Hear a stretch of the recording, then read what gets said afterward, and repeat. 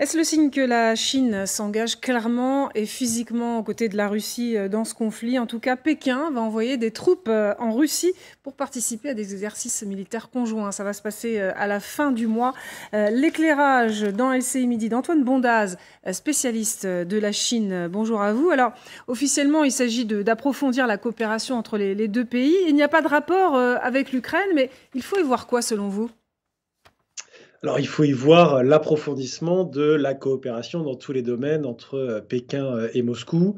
Ce n'est évidemment pas la première fois que les armées russes et chinoises participent ensemble à des exercices militaires, y compris dans le pourtour de l'Europe. Dès 2015, il y avait eu par exemple des exercices conjoints en mer Méditerranée, et c'était en 2018 pour la première fois que l'armée populaire de libération avait participé à ces grands exercices de l'armée de terre russe qu'on appelle le Vostok, ceux auxquels les armées chinoises participeront dans les jours qui viennent.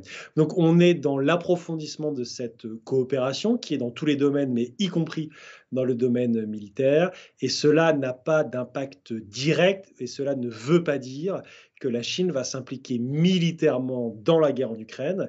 Il y a depuis le début de la guerre un soutien implicite de Pékin à Moscou. Il y a la volonté de Pékin d'utiliser la guerre en Ukraine pour essayer de discréditer et de critiquer les États-Unis et plus largement les pays occidentaux, mais il n'y a pas la volonté chinoise pour l'instant de s'impliquer directement dans le conflit. On ne peut y voir qu'une provocation vis-à-vis des États-Unis. Enfin, c'est pas le seul motif, mais Washington doit voir cela d'un très mauvais œil. Oui, alors évidemment, on peut faire le lien avec ce qui se passe en Ukraine, mais encore une fois, cette coopération militaire sino-russe, elle est ancienne. Ces exercices militaires conjoints sino-russes, ils sont anciens. Et ceux qui vont avoir lieu dans les jours à venir ne sont pas d'une ampleur particulière par rapport à ceux auxquels la Chine a pu déjà participer. On note par exemple que l'année dernière, ou il y a 2 ans, pour la première fois, il y a eu des patrouilles de dissuasion conjointes entre la Russie et la Chine, par exemple, en Asie, c'est-à-dire au-dessus de la mer de Chine de l'Est et au-dessus de la mer du Japon. Ça, par exemple, c'est une intensification en termes de la nature des exercices entre l'armée chinoise et l'armée russe. Mais la participation, encore une fois, de la Chine à ces exercices précisément dans quelques jours, même s'ils s'intègrent évidemment dans ce contexte politique qui est celui de la guerre en Ukraine, ne sont ni sans précédent, ni n'indiquent une évolution spécifique de la relation entre les deux pays, une relation qui s'est profondément accrue le 4 février dernier, vous vous en rappelez, lorsque les deux dirigeants, Xi Jinping et Vladimir Poutine, se sont rencontrés à Pékin en marge de la cérémonie d'ouverture des Jeux olympiques d'hiver de Pékin. Oui, juste pour qu'on ait une idée, ça représente quoi l'armée chinoise en termes d'effectifs? Alors l'armée chinoise, aujourd'hui, on est à peu près sur 2 millions de membres. On était à 2,3 millions il y a quelques années. Il y a eu une réduction qui a été annoncée en 2019, donc 2 millions de membres. On a une professionnalisation croissante des armées chinoises et surtout la volonté de moderniser sur le plan qualitatif, mais aussi quantitatif, les équipements chinois. Juste pour vous donner un ordre de grandeur, hein, le budget militaire chinois, il a été multiplié par 6 ces 20 dernières années et on dit souvent qu'en l'espace de 3 ou 4 ans, la Chine met à l'eau, par exemple, en termes de tonnage, l'équivalent de la flotte française. Quand même, un sang. Oui, à l'appui de ce que Antoine Bondaz vient d'expliquer, moi je me souviens très bien effectivement de la version 2018 des exercices Vostok, les plus amples de l'histoire de la Russie moderne. C'était quand même 300 000 soldats. Côté russe, hein, j'entends. 1000 aéronefs, il y avait 80 navires de guerre, 36 000 blindés. Et la contribution chinoise, en quelque sorte, elle se limitait à 3 500 Ouais. militaires associés. Et d'ailleurs, au passage, on convie également d'autres pays de la région. Alors, il y a un autre élément sur lequel je solliciterai volontiers l'expertise d'Antoine Bondas, c'est qu'il y a un sous-texte derrière tout ça. On nous parle d'un axe incoercible entre Pékin et Moscou. Mais je crois me souvenir quand même qu'il y a des contentieux territoriaux, certes anciens, qui ont laissé des traces. On a très souvent vu, notamment à l'époque de Mao, des références dans le quotidien du peuple aux traités inégaux.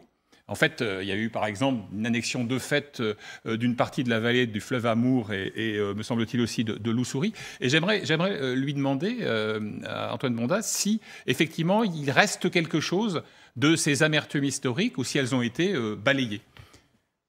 Alors aujourd'hui, elles sont balayées sur le plan politique, puisque l'objectif pour Pékin, c'est de créer, entre guillemets, un front anti-occidental et donc de critiquer avant tout les États-Unis et les partenaires et les alliés des États-Unis. C'est d'ailleurs extrêmement intéressant, hein. Les autorités chinoises parlent souvent de ce qu'on appelait au début du XXe siècle l'Alliance des Huit, qui est responsable notamment du sac de Pékin en 1901, et la Russie en faisait partie. La Russie faisait partie de ces 8 puissances occidentales, mais évidemment, les autorités politiques chinoises en matière de propagande évitent soigneusement de le mentionner lorsqu'elles utilisent aujourd'hui cette référence historique pour critiquer les Occidentaux et les Européens. Donc, il reste une méfiance, non pas tant de la Chine envers la Russie, ce qui a été le cas pendant des décennies, hein. Il ne faut pas oublier qu'à partir de 1960, l'URSS est un ennemi pour la Chine et que l'ensemble du dispositif de force chinois va des années 60 jusqu'à la fin de la guerre froide, la fin des années 80, début des années 90, être designé pour faire face à un risque d'invasion septentrionale continentale, c'est-à-dire par l'URSS, et que tout ça change au début des années 90 avec une menace qui devient avant tout méridionale et aéronavale, si on peut dire, venant des États-Unis. Donc la méfiance aujourd'hui, elle n'est pas tant du côté de Pékin que du côté de Moscou sur certains domaines, notamment Moscou, hein, s'inquiète de la montée en puissance rapide de l'armée chinoise, notamment sur le plan technologique, sur le plan qualitatif, et y compris ces derniers jours, hein, il y a des informations dans les journaux russes, mais ce n'est pas du tout nouveau, de tentatives d'espionnage de la Chine sur des entreprises russes. Et ça, c'est une inquiétude, c'est-à-dire le rattrapage technologique de la Russie par la Chine, alors même que pendant les années 90 et jusqu'à aujourd'hui, la Russie reste un partenaire extrêmement important pour la Chine, notamment en matière de livraison d'armes. Général Chauvency, la Chine, c'est l'ami dont la Russie doit se méfier, comme nous le dit Antoine Bondaz. Je ne pense pas que la Chine soit l'ami de qui que ce soit à la date d'aujourd'hui et que son seul objectif, c'est d'être la première puissance du monde. Je crois que je pense que M. Bondaz dira pas le contraire. Le but de la Chine, c'est être la première. Bon, maintenant, si on doit déjeuner avec le diable, on le fera. Pour l'instant, il y a des convergences d'intérêts. Quant à l'image qui est présentée par ces manœuvres, il est certain que je ne mettrai pas ça sur le plan chinois. Je dirais faire des manœuvres en temps de guerre de l'autre côté de la Russie. Je suis un petit peu surpris, alors que même si c'est une opération spéciale en Ukraine, mais qui a consommé beaucoup de moyens, on trouve encore le moyen de faire des manœuvres à l'est de la Russie et des grandes manœuvres.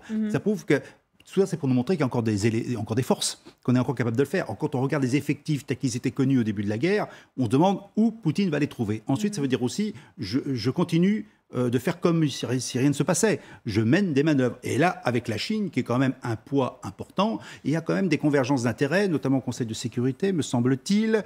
On a beaucoup de rumeurs sur ce que pourrait faire la Chine. Le fait de Taïwan aussi, l'affaire de Taïwan, quand même, à mon avis, pèse aussi, puisque dans les deux conflits, enfin les deux crises, la guerre et la crise taïwanaise, il y a quand même le même personnage important qui dérange tout le monde du côté russe et chinois, les États-Unis. Antoine, votre réaction, Antoine Bondaz? Alors, bien sûr, évidemment, le point commun entre la Russie et la Chine, c'est cette relation conflictuelle, si on peut l'appeler ainsi, avec les États-Unis et la volonté de créer une sorte de front anti-occidental. Et c'est avant tout ça, aujourd'hui, la convergence entre Moscou et Pékin. Et il y a souvent eu une erreur d'interprétation, y compris du côté français et au plus haut niveau, de penser qu'on pouvait essayer de détacher la Russie de la Chine, essayer d'arrimer la Russie par rapport notamment aux pays européens.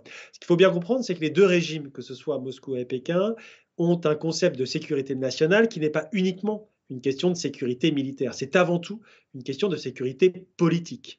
Et aujourd'hui, la Chine n'est pas une menace pour le régime russe et la Russie n'est pas une menace pour le régime chinois. Ça ne veut pas dire que les deux pays sont parfaitement alignés, ça ne veut pas dire que leurs intérêts sont toujours convergents, ça reste des compétiteurs sur de nombreux domaines, mais en tout cas, disons qu'ils ont un ennemi ou en tout cas un adversaire commun que sont les États-Unis et plus largement les Occidentaux, parce que notamment sur le plan politique, ils présentent un modèle de gouvernance qui remet en cause, de fait, directement, un exercice du pouvoir autoritaire. Et puis sur la question de Taïwan, c'est extrêmement intéressant d'avoir vu une sorte de retour d'ascenseur, de renvoi d'ascenseur de la part du président Poutine, qui s'est exprimé à Saint-Pétersbourg, si je ne me trompe pas, il y a 2 ou 3 jours, et qui a mentionné explicitement Taïwan en critiquant les provocations américaines.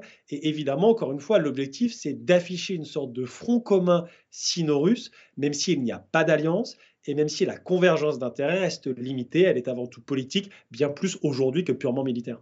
Sur le registre de la méfiance réciproque et de la rivalité, un petit détour par l'Afrique. Dans l'Afrique postcoloniale, on a beaucoup parlé de la guerre froide, mais il y avait une guerre froide dans la guerre froide qui était la lutte d'influence entre le communisme de la chapelle Moscou et celui de la cathédrale Pékin. Et les régimes progressistes, lorsque le joug colonial a été levé, donc dans la décennie 60, avait souvent l'embarras du choix entre la sollicitude de l'un et la sollicitude de l'autre. Alors, ce qui a changé aujourd'hui, cette rivalité persiste d'ailleurs, sous une autre forme. C'est-à-dire que la puissance économique chinoise est telle que c'est le vecteur d'influence numéro un.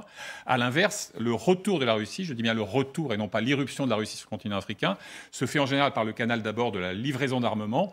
Avec les armements viennent les conseillers et les instructeurs. Avec les conseillers et les instructeurs viennent les influences de nature beaucoup plus Alors que la Chine, politique. c'est plutôt le commerce. Absolument. Ouais. Mais ça reste aussi un champ de bataille d'influence. Juste d'un mot, Nadejda, simplement l'opinion russe, elle voit comment la Chine? Oui, Comme un ami? si on descend sur le niveau de vie ordinaire, les Russes de Sibérie, ils sont bienveillants à propos des Chinois, parce que pour eux, c'est un peu la terre de rêve, je dirais.